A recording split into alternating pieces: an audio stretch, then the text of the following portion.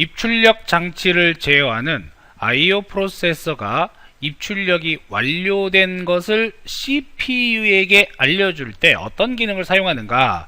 자, 입출력 장치에 여기 지금 I/O가 인풋과 아웃풋, 자, 입력과 출력을 얘기합니다. 여기에 관련된 프로세서가 입출력이 끝났어요 라고 하는 것을 자, CPU한테 이렇게 알려줘야 돼요. 그러면 입출력이 완료됐다는 얘기는 모든 어떤 작업이 끝난 것을 얘기하는 게 아니라 자, 뭔가에 대한 작업이 중단됐을 때, 그러니까 중간에 뭔가가 완료가 되었을 때 CPU한테 알려준다는 얘기예요.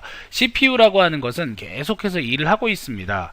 그 일을 한다는 얘기는 데이터를 다운로드를 받고 있거나 또는 업로드를 하거나 내가 그 와중에 음악을 듣거나 할 때 이 CPU는 순서대로 일을 하게 되어 있어요. 그런데 중간에 내가 음악을 들으면서 워드 프로세서 작업을 하고 있습니다. 그랬을 때 자, 입출력이 이제 끝났어 라는 간단한 그러한 내용이 있다면 중간에 이제 저장을 하겠죠. 그럼 저장할 거야 라고 CPU한테 알려줘야 되는데 이러한 것을 뭐라고 하느냐, 이러한 용어를 interrupt라고 얘기합니다.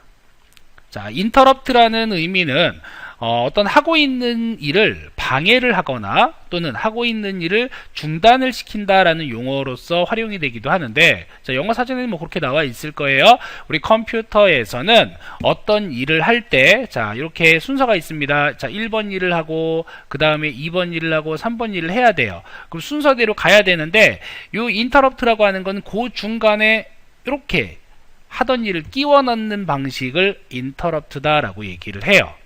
그래서 interrupt에는 그게 세 가지로 존재를 합니다. 첫 번째는 자, 외부 interrupt라고 하는 자, external, 외부에서 발생하는 interrupt인데, 자, 이러한 interrupt는 이제 가장 큰 게 전원에 대해서, 예를 들어 가지고 갑자기 정전이 됐어요.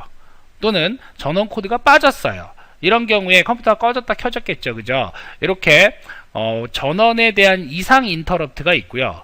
또 하나 이제 기계가 잘못돼 가지고, 즉 CPU에서 어떤 로딩이 잘못되거나 이상이 생겨서 인터럽트가 발생하는 경우도 있고, 또 시간에 의해서 시간을 알려주는 인터럽트라든가 키보드를 이용해서 특수한 인터럽트 키를 누른 경우, 그리고 바깥에 있는 외부 장치 있죠, 뭐 프린터라든가 이런 것들에 의해서 인터럽트가 있는 경우, 또 입출력 장치에 의해서 데이터 오류가 생기거나 또는 데이터가 전송이 되거나 받아질 때 이상이 생긴 경우, 또는 완전히 전송이 끝났을 경우에 생성되는 외부 인터럽트가 있다. 자, 이 외부가 있다는 얘기는 다시 말해서 인터널도 있다는 얘기죠. 네, 내부 인터럽트도 있습니다. 자, 이러한 내부 인터럽트는 프로그램을 실행을 하다가 뭐 예를 들어 가지고 0으로 나누기가 한데 0으로 나눈대요. 그러면 0으로는 나눌 수가 없죠. 그럴 때 또는 허용할 수 있는 데이터 용량을 초과하는 경우, 이건 이제 오버플로우라고 얘기하는데 연상 가능한 데이터의 범위를 초과하거나 또는 아예 모자란 경우, 이걸 이제 언더플로우라고 얘기합니다.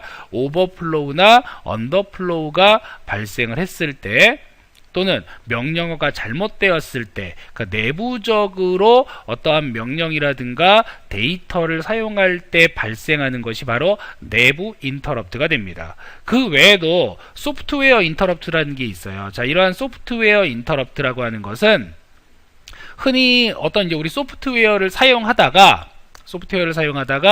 어떤 이제 허용량을 초과해요. 그러니까는 굉장히 무거운 프로그램을 돌리다가 다른 프로그램하고 병목 작업이 생겼을 때 여기에 대해서 이제 인터럽트를 내보냅니다. 그래서 오류라고 그러죠. 이른바 프로그램 오류라고 하는 건데, 이런 것들을 줄여가지고 이제 SVC라는 용어를 많이 봤을 거예요. 컴퓨터를 사용하다 보면. 자, 슈퍼바이저 콜이라고 하는 이러한 감시 프로그램을 호출하는 그러한 인터럽트 해가지고 총 3가지가 존재를 합니다. 일단은 인터럽트라고 하는 것은 중요한 개념은 뭐냐면, 어떤 컴퓨터에 일련 작업이 있는데 그 작업의 중간에 이렇게 끼워 넣는 것, 자, 이것을 인터럽트다라고 얘기를 하시면 되고요. 인터럽트에는 3가지가 존재한다. 자, 외부에 의해서 발생되는 external, 외부 인터럽트, 그 다음 시스템 내부에서 발생하는 internal, 내부 인터럽트, 그리고 프로그램에 의해서 발생하는 소프트웨어 인터럽트. 자, 이렇게 3가지가 있어요. 참고적으로 Q 호출이라고 나와 있는 거에서 이 Q라고 하는 건 뭐냐면 데이터를 집어넣고 데이터를 뺄 때, 즉 인풋과 아웃풋 도중에 자 데이터가 순서대로 이렇게 들어갑니다. 1번 들어가고요. 그 다음 또 들어가요. 2번 들어갔어요. 이랬을 때 자 1번부터 입력이 된 순서부터 빠져나오는 데이터가 호출되는 방식을 Q호출이라고 얘기를 하고, 스플링은 뭔지 아시죠? 스플링은 임시 저장소에다가 데이터를 이렇게 차곡차곡 로딩을 해놓는, 자 이렇게 집어넣고 일괄적으로 처리하는 방식. 뭐 가장 대표적인 게 프린트를 할 때 그 워드 프로세서에 있는 어떤 데이터 한 100페이지를 전부 다 스플링을 하게 됩니다. 그럼 메모리에 저장을 했다가 이것을 일괄적으로 출력을 하면 프린터는 출력만 하면 되고 내 컴퓨터는 또 다른 작업을 할 수 있는, 예, 이런 것을 스플링이라고 얘기를 하고, 태스크라고 하는 것은 작업 단위가 됩니다. 컴퓨터가 처리하는 하나의 작업 단위를